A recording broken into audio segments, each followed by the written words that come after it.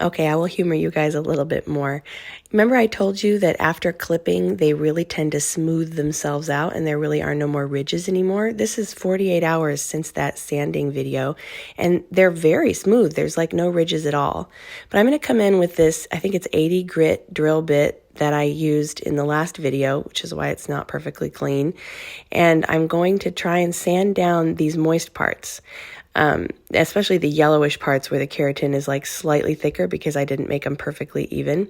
I mean, it's getting a tiny bit. You can see a little bit of fine dust coming off of there, but do you see any difference?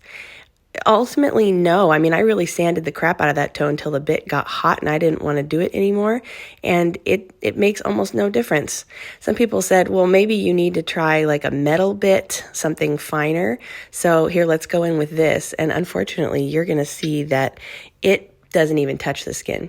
The problem here is that the skin is too moist, and really soft, moist skin acts like regular skin. So sanding it, it's just not dry enough. It just kind of gets rubbed and starts to make the drill bit very hot. In fact, on my big toe here, I could not even get it to take anything off.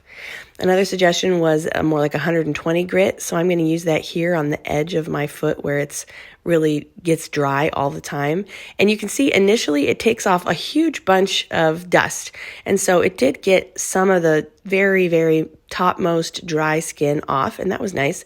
But then very quickly gunked up and started to make my skin super hot because it's moist skin underneath. And as soon as the skin isn't extremely dry, it's not removing much. It's mostly just spinning against the skin and causing tons of friction.